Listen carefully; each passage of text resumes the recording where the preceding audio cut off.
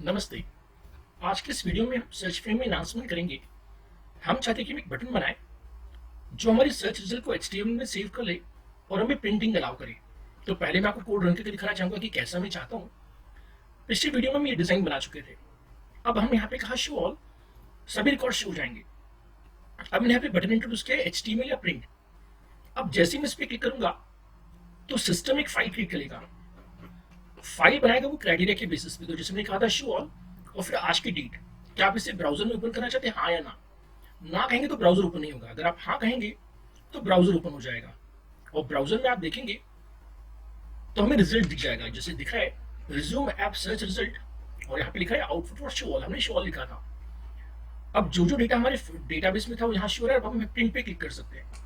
यहाँ हमने छोटा सा जावास्क्रिप्ट लिखा है। जावास्क्रिप्ट की मदद से मैंने प्रिंटिंग को एक्टिवेट कर लिया है। कोई भी चाहे तो उसे प्रिंट कर सकता है। हाल फिलहाल में से कैंसिल कर देता हूँ। यहाँ पे प्रिंट टू पीडीएफ भी, अगर आपको पीडीएफ रिक्वायर्ड हो तो पीडीएफ भी से जनरेट हो सकता है। अब कैसे इसमें अचीव क्या है वो हमें डिस्कस करना होगा। तो हमने पिछले वीडियो में जो कोडिंग बनाई थी वही कोडिंग है, बस मैंने कुछ इंप्रूवमेंट किए हैं। और जहां जहां मैंने इंप्रूवमेंट किया है वहां पे मैंने आज की डेट 31 अक्टूबर मेंशन किया है। तो सबसे पहले डिजाइन की बात करें। डिजाइन में आज हमने एक नया बटन इंट्रोड्यूस कर दिया, प्रिंट बटन। यहां हमने दो ऑप्शन लिखे हैं, HTML/print। बाय डिफॉल्ट में चाहता हूँ डिसेबल्ड रहे। जैसे ही मैं इसे क्लिक करूं तो प्रिंट क्लिक नाम का फंक्शन कॉल हो जाए। अब यहाँ पे इंटरेस्टिंग है कि मैंने इसे डिसेबल्ड रखा है। मैं चाहता हूँ यह बटन तभी एक्टिवेट हो जब कुछ डेटा अवेलेबल हो। तो हमने सर्च बटन में इंप्रूवमेंट किया। हमने सर्च बटन से कहा कि जैसे कोई आप पे सर्च परफॉर्म करे तो नंबर ऑफ रोज काउंट करे। अगर नंबर ऑफ रोज 0 है तो प्रिंट बटन डिसेबल्ड ही रहे। लेकिन अगर हमें कम से कम एक रो मिल गई तो हम चाहेंगे कि प्रिंट बटन एक्टिवेट हो जाए। अब जहां जहां हमने कमेंट किया है उन लाइंस को आप इग्नोर कर सकते हैं। बाय चांस कोई एक्सेप्शन आएगा तो एक्सेप्शन में शो रहेगा कि एक्सेप्शन है। तो कंक्लूजन निकला कि सर्च की कोडिंग हमारी पहले जैसी है, बस यहाँ पे नया लॉजिक आ गया कि हम चाहते हैं कि अगर डेटा ना मिले तो बटन डिसेबल्ड रहे प्रिंट का, और अगर डेटा मिल जाए तो एनेबल्ड हो जाए। अब हमने देखा था कि इस बटन पे हमने इवेंट लिखा था। इस बटन पे इवेंट था प्रिंट क्लिक। तो अब हमें प्रिंट क्लिक नाम के फंक्शन को देखना होगा कि प्रिंट क्लिक नाम के फंक्शन की हमने कोडिंग क्या की है। तो बाकी जितना भी लॉजिक है वो प्रिंट क्लिक के अंदर है। पाइथन की खासियत है कि पाइथन में हम जहां चाहे वहां पे इंपोर्ट कर सकते हैं, जबकि सी लैंग्वेज में हम हमेशा ऊपर इंक्लूड करते हैं। तो हमें डिस्कशन करना है प्रिंट की कोडिंग को। तो हमने यहाँ पे कुछ लाइब्रेरीज इंपोर्ट कर ली। जैसे आज के डे टू टाइम निकालने के लिए हमने डे टाइम यूज किया है। हमारी फाइल किस लोकेशन पे सेव की उसके लिए OS। और अगर हम पाइथन में वेब ब्राउजर ओपन करना चाहते तो वेब ब्राउजर नाम की लाइब्रेरी।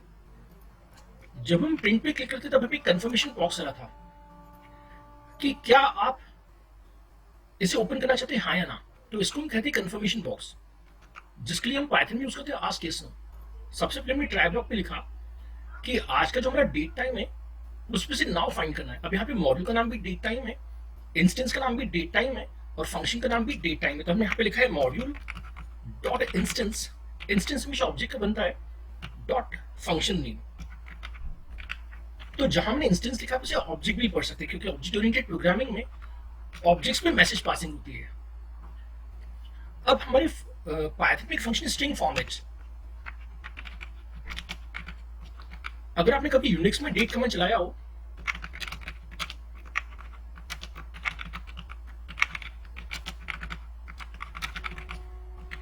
तो जिस तरह से यूनिक्स लाइनक्स में डेट फॉर्मेट कोड होते हैं वैसे यहाँ पे भी होते हैं। तो हम चाहते हैं कि पहले ईयर आए, फिर मंथ आए, फिर डे, फिर आवर, मिनट, सेकंड। ये केस सेंसिटिव है। तो मंथ के लिए %m और मिनट के लिए %M। अब हम यहाँ पे ऑप्टिंग करें data values. Opting selected fields operator and value from UI। जब मैं फाइल को जनरेट करूंगा तो मैं चाहूंगा कि फाइल एग्जैक्टली उसी नाम से जनरेट हो जो हमने सर्च ऑपरेशन परफॉर्म किया। जैसे यहाँ पे मैं सर्च कंडीशन चेंज कर देता हूँ। जैसे मैं कह रहा हूँ जिनको हिंदी आती है, हमने कहा यस। अब देखिए फाइल नेम का क्या होगा नाम। यहाँ पे लिखा है हिंदी Y2023। जैसे कि जिस भी एक्सपर्ट को प्रिंट आउट निकालना हो तो फाइल को ढूंढना आसान हो जाता है। यहाँ पे लिखा है output for Hindi equal to Y, तो ये वो दो स्टूडेंट हैं जिनको हिंदी आती है। तो फील्ड हमने ओपन कर लिया एफ में, ऑपरेटर में ओपन कर लिया ओपी में, वैल्यू वी में। हमने स्ट्रिंग में फॉर्मेट फंक्शन का यूज किया।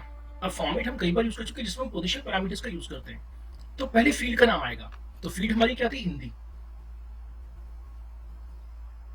यहाँ पे अगर हम फाइल देखें तो पहले हिंदी आना चाहिए, फिर आना चाहिए जो हमने वैल्यू दी थी, तो वैल्यू में दी थी वाई, और फिर आज की डेट तो दिख रहा है 2023-10-31। प्रिंट आउट जब हम निकालते तो हम इस तरह से काम करने में आसानी होती है कि पहले ईयर शो हो, फिर मंथ शो, फिर डे शो। आप अगर चाहें तो फॉर्मेट को चेंज भी कर सकते हैं। जब भी हम कोई सॉफ्टवेयर बनाते हैं हम डीबगिंग करना चाहते हैं कि कहीं कोई मिस्टेक ना हो, जैसे मैंने पहले यहाँ पे लगा दिया था परसेंट साइन या कॉलन साइन, और फाइल में कॉलन साइन अलाउ नहीं रहता है तो एक्सेप्शन आ जाएगा, तो पार्ट में हम उसे ठीक कर सकते हैं। अब हमारी पांडास की डेटा फ्रेम में एक फंक्शन है टू HTML। तो पहले जब मैंने आप लोगों के लिए कोडिंग बनाई थी तब मैंने ये सब फीचर्स नहीं डाले थे, ये फीचर्स मैंने बाद में इंट्रोड्यूस किए। तो कोई भी अगर चाहे तो सिंपल सी लाइन लिख के HTML जनरेट कर सकता है by writing HTML equal to data frame dot to HTML। तो ये इंटरव्यू में भी काम आएगा, converting data frame to HTML। लेकिन तब इतनी अच्छी लुक एंड फील नहीं आती, तो मैं चाहता हूं कि प्रोफेशनली में सॉफ्टवेयर को बेच पाए। तो प्रोफेशनली सॉफ्टवेयर को हम तभी बेच पाएंगे जब हम HTML के आउटपुट को थोड़ा सा इंप्रूव कर पाए। तो हम चाहे तो कस्टम HTML भी लिख सकते हैं, तो मैंने इस लाइन को फिर से डिसेबल कर दिया आप लोगों के लिए।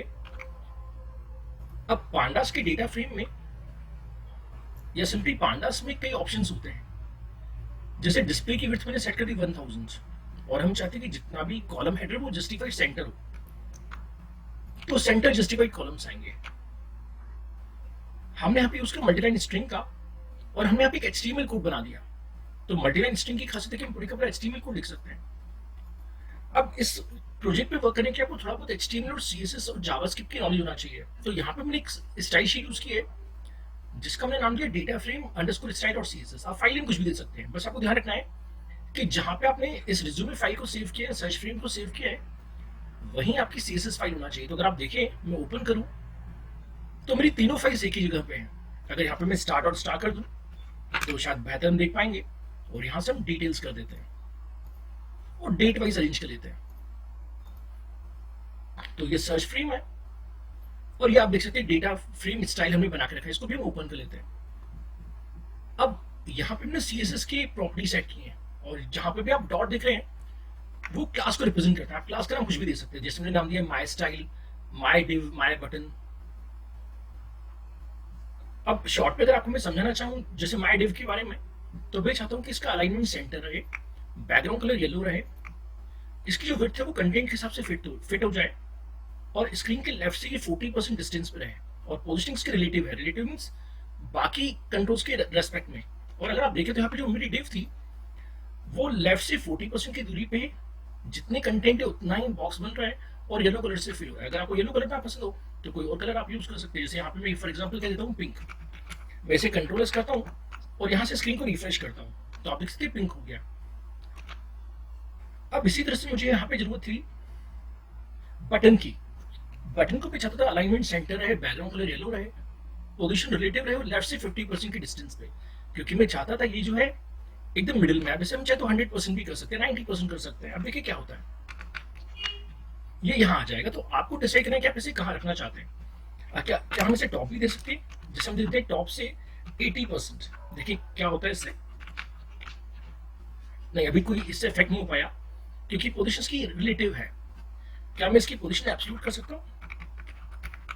यहाँ पे मैं पूरे CSS के स्किल्स यूज कर रहा हूँ, आप देख सकते हैं ये बटन नीचे आ गया। तो आप अपनी जरूरत के हिसाब से इसे चेंज कर सकते हैं। हालांकि मैं इसे फिर से रिलेटिव करना चाह रहा हूँ, और इसे मैं टॉप हटा के सिंपली लेफ्ट से 50% करना चाहता हूँ। आपको किसी भी प्रॉपर्टी के बारे में डाउट हो तो सिंपली गूगल सर्च करके आप उस प्रॉपर्टी के बारे में जान सकते हैं। जैसे फोन की साइज हमने सेट की, फोन की फैमिली सेट की, बॉर्डर सेट किया हमने। अब इसे फिर से रिफ्रेश करते हैं तो ये यहाँ पे आ गया। वापस हम कोडिंग पे आ जाए तो हमने एक HTML में लिंक किया है CSS फाइल को, हमने सेंटर में लिखा है resume app search result, resume app search result. तो क्योंकि H1 हमने यूज किया तो बड़ी साइज में आ रहा है। हमने यहाँ डिव बनाई जिसमें क्लास अप्लाई की माई डिव, जब भी हम सीएसएस की किसी क्लास को अप्लाई करना चाहें तो हमें क्लास का नाम देना पड़ता है। अगर आप देखें तो माई डिव नाम की हमने क्लास बनाई थी डॉट की मदद से। अब हम चाहते हैं output for position parameter 0, position parameter 1, position parameter 2। अभी की पोजिशन पैरामीटर 0 में दिया हुआ है फील्ड का नाम, तो देखिए आउटपुट में क्या लिखा है, आउटपुट फॉर हिंदी, क्योंकि फील्ड हिंदी थी। फिर आना चाहिए ऑपरेटर, तो ऑपरेटर था इक्वल टू, और फिर सिंगल कोट पे आना चाहिए वैल्यू, तो वैल्यू है क्या, y। अंत में हमने यहाँ पे जो एक सिंगल लाइन लिखी थी data frame dot to HTML वो लिख दिया। तो data frame dot to HTML लिखने से जो भी उसका एचटीएमएल कंटेंट था वो यहाँ आ जाएगा। लेकिन हम चाहते कि एचटीएमएल सिंपल ना शो, डेटा फ्रेम कुछ ऑप्शनल पैरामीटर्स लेता है, जिसे क्लासेस इक्वल टू। तो सिस्टम से मैं कह रहा हूँ कि मैंने एक माई स्टाइल नाम की क्लास बनाई है, वो क्लासेस में यूज होते हैं। यहाँ पे आप देखिए यहाँ पे माई स्टाइल बना हुआ है, जिसमें फोन का साइज, फोन की family, border size, alignment set किया हुआ है। आप अगर फ्यूचर में और इंप्रूव करना चाहते तो इसे चेंज कर सकते हैं। साथ साथ हमने यहाँ पे होवरिंग इफेक्ट भी दिया है कि हम चाहते हैं कि जैसे किसी रो पे होवर करें तो उसका बैकग्राउंड कलर सिल्वर हो जाए। ट्राई करते हैं, देखिए जिस पे भी मैं फोकस करूं वो सिल्वर कलर का हो जाएगा। अगर आपको सिल्वर कलर ना पसंद हो तो आप कुछ और कलर भी कर सकते हैं।